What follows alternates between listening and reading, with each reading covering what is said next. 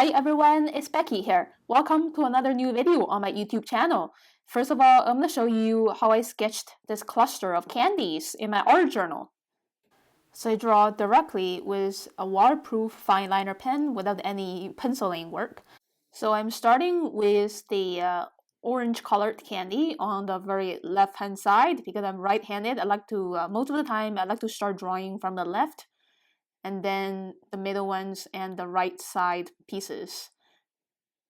So after the outline, I'm using very loose pressure to draw the wrinkles of the plastic wrapper and also the surface curve. Starting to draw the second piece, the lemon flavored candy here. Starting with the circular body part and the two ribbons on both ends. And then using broken and organic lines to draw these little wrinkles. So these wrinkles are somewhat following the surface curve.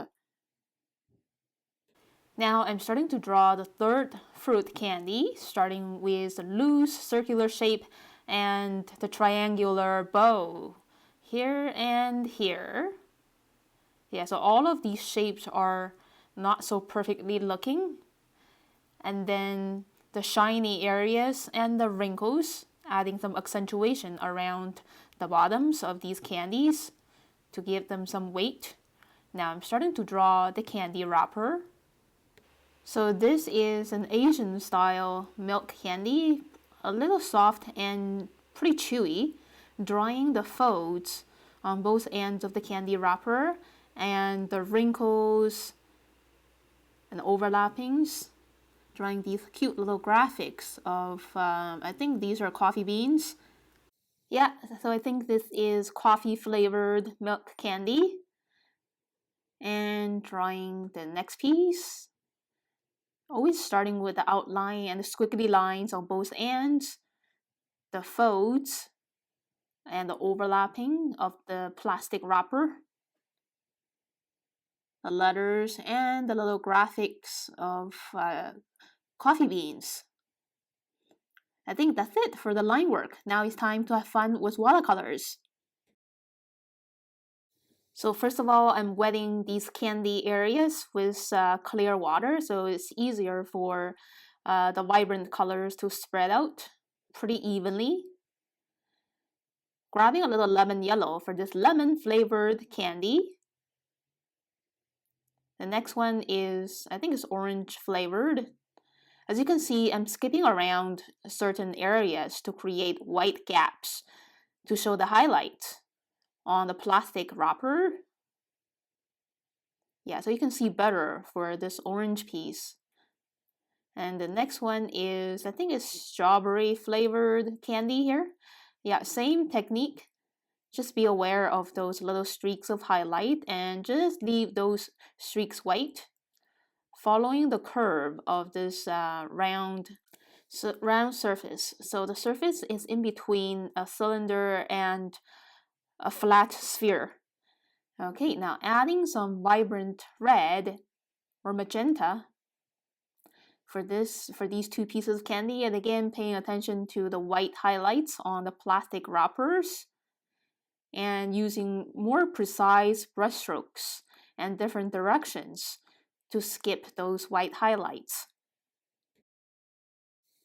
Yeah, so sometimes I do have to use the very tip of my round brush to get those very little bits of details done. Okay, now I'm just grabbing a little bit of burnt sienna or brown and mix it with the leftover yellow-orange for this coffee color on this side of the candy wrappers. Yeah, it's a really soft and milky coffee color. Alright, so now it's time to paint the transparent areas of the bowls for these fruit candies. So I like to mix my own gray with cobalt blue and a little bit of royal purple diluted. The first layer is a very light gray. And again, skipping around those tiny areas of highlight. Pretty much using the very tip of my round brush in a 90-degree angle, pointing down at the paper. So now I am trying to give a density for this light colored candy here by putting on a layer of leftover gray. This is actually the shade color of the plastic wrapper on top of the lemon colored candy. And it needs this layer of shade to make it more realistic. And now I am grabbing a little bit of the leftover gray, kind of a bluish gray, for the second layer of this orange colored candy. At the same time, not over painting, just leave some areas really vibrant orange. Now for the red, I mix in a little bit of leftover green, because green is the complementary color of red, and put it around especially the bottom part of the candy. Okay, now moving on to the second layer of shade colors for these ribbon areas. This layer is very much the same mixture as before, cobalt blue with a little bit of royal purple, but containing less water. So the gray looks more concentrated and or more intense. Still using the very tip of my round brush to get these tiny little details done in between the highlights. And again, not overpainting, and leave those highlights bright or the first layer of lighter gray. Yeah, so overall, I think I used 2.5 layers to get these fruit candies done. We don't need to, play around with way too many layers. Otherwise, it might cause, muddiness to the watercolor painting. Now I'm adding the second layer, a more vibrant red containing less water for the upper part of these milk candies. Again, leaving some brighter areas of the previous layer to show the highlights. And same idea for the bottom part. The milk coffee color is a mix of burnt sienna with a little bit of raw umber containing less water, and also leaving some areas of the first layer color to give it a sense of relief. And now just wetting those shadow areas with clear water, adding those reflective colors of those fruit candies, and for these wrappers as well. Mixing my own gray with cobalt blue and a bit of royal purple for the second layer of the shadows. Wet into wet. So when you're painting shadows, really observe the shapes of those shadows that you see so they look pretty realistic and make your objects pop from the page. Final polish. And that's it. And moving on, this is the same day. So I moved upstairs and seeing this beautiful evening sky outside the west window of my house. I'm going to sketch it. It's very rare to have a sunny day like this in Vancouver during the rain season from October to March. First of all, I'm drawing a rectangular frame. It's kind of behind this cluster of candy, so it's more fun. Very playful to compose a page this way and writing down the day and the date. Okay, so I'd like to take a minute to visualize the size and placement of the elements that I want to include for this sketch, starting with this foreground element, the large evergreen tree in the middle of the courtyard, drawing the foliage shapes, those large branches, a lot of organic squiggly lines following my observation and barely looking at the paper. This is almost like a blind contour drawing approach. I'm drawing pretty fast. So the less you're looking at the paper and spending more time observing what you see, the faster that you could draw. And now I'm starting to connect the contour outline of the rectangular shaped roof and the little chimney in relationship to the height of the evergreen tree. So the chimney is a rectangular prism shape, like a tall tube, adding some rooftop details and the exterior wooden plank details using solid black ink to fill in those window areas to give like a 3-dimension, a sense of depth for this house. Keep connecting more shapes towards the middle. There's another chimney. So these are townhouses very close to one another. Again, the chimney is a cute little rectangular prism shape. So in everyday life, the things around us are actually a combination of very simple shapes. We just had to see through those complexities and divide them into these simple shapes. Trying to finish the shape of the roof over here. It's a combination of triangles, inside and outside one another, and trapezoids. Adding some rooftop texture and windows, just a tiny bit of windows underneath. Cute little details on the roof, the pipes. Yeah, and for these rooftop details, I'm just drawing really quickly to summarize the pattern and not really copy what's there. It's too many rows to count. And now starting to add these bare branch trees in the distance. So these are background elements. The large evergreen tree is the foreground element. These two houses are the middle ground elements, and these trees in the far distance standing up behind are the background elements. So this is how we make our pictures more interesting. Make sure you have something in the foreground, something in the middle ground, and something in the background. And now it's time to have fun with watercolors. I always start with the sky area because it's always on the very back. It's just good to start with the background area first with watercolor painting. So I just wetted the sky area with clear water. So I'm going to have a really translucent blue. Oh, actually, first of all, I'm going to start with a vibrant yellow of the sun's color reflecting onto these white clouds. So this is like a diluted lemon yellow mixed with cadmium yellow. The wetted paper is also further diluting this yellow. It's a really mellow, glowing color, not a solid yellow, and very thin stripes around the lower part of the sky. So the clouds in the lower part of the sky are always thinner compared to those ones higher in the sky because of aerial perspective.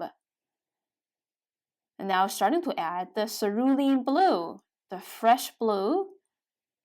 Also mixing a little bit lime green because the sky later in the afternoon, the bottom, always look a little bit more turquoise. Yeah, and use pretty straight brush strokes. The sky in the distance, it looks flatter compared to the higher area because of aerial perspective. It gets a little foreshortened or flattened in the back. So it's just straightforward brush strokes. And then now closer to the higher part of the sky, my brush stroke is getting more active and more random, following the movement of this piece of large cloud. So now I see some short little curves inside and outside wrapping around this large piece of cloud. Adding some more intense turquoise around the bottom. This cloud, it's very thin, and that's why it doesn't have a definite outline. It's merging with the soft blue sky. And gradually adding a slight more intense cerulean blue. So it's always safer to start with a really watery wash and then gradually adding more contrast or a sense of depth. So yeah, so now I'm going a little bit more bolder with the blue, blending with the first layer. And now adding a bit of shade color for this piece of cloud with gray that I mix with, let's say, cobalt blue and a little bit of royal purple. And my brushstroke is following the rhythm that I see. Yeah, so clouds are always puffy, and so the surface is very uneven. Therefore, the shade colors is like a blend of different tones of grays because of the unevenness of the cloud forms. So adding some thin brush strokes of shade for those clouds on the bottom, closer to the horizon. And I want to put a little bit more vibrant cerulean blue for this part of the sky, just to have more difference between the cloud and the sky area. Just carefully putting it on. The sky is always a little bit scary or challenging to paint. It's never easy for me, but I'm always having fun. To be a better artist, you have to be always willing to take risks and not be afraid of making mistakes. So yeah, I'm pretty happy with the sky. This is the feel that I want to create. The translucency of the sky. It's never a flat blue. It's like a mix of different tones of blue, tints and shades of blue. And I think that's it for the sky. I think I really captured the spirit, the movement, the energy of the sky. Now I think I'm going to stop and move on to painting the areas below it. I'm just using cadmium yellow for the first layer of everything. I'm trying to show the glow of the evening sunshine on everything here. I always love painting the luminosity of natural lighting conditions, like the sun shining over the landscape. And also love painting the luminosity inside a cafe or restaurant. Okay, so now it's really warm and inviting to look at right now. And now I am putting on some burnt sienna mixed with raw umber very loosely. I'm going to leave some areas to show the highlights because the rooftops, some areas are slanting down, some areas are higher, and so catching more sunshine, adding to the contrast for these two chimneys. So the sunshine comes from the left, so the right side of these chimneys are shaded with blue mixed into the brown. And now it's time to mix the tree colors with viridian green and a little bit burnt sienna for those trees in the distance. And just use very choppy brush strokes to get these done. It's for those evergreen trees. And for this one in the foreground, the color is more vibrant because it's in the foreground. We can see more details and also the saturation is clearer compared to those things in the distance. And color saturation is not the only thing. We also need contrast. So now this is a more concentrated mix of viridian green and burnt sienna, containing less water and using choppy brushstrokes to depict the foliage texture. Yeah, so those trees in the back, they could stay flat, but for this tree in the foreground, it needs more texture details to make it more convincing. That is really close up. That's it, I think. Here's the look of my finished art journal page. Thank you so much for watching this video, everyone. If you like it, please click like and leave me a comment below. Subscribe to my channel for weekly updates. I update my channel 2 to 3 times a week. Here's a close-up of the sky. Yeah, I'm very grateful for a sunny day like this. I'm wishing for the rain season to be over soon, to have more sunny days to be able to sketch outside, other than cafe sketches. Bye everyone, have a great day.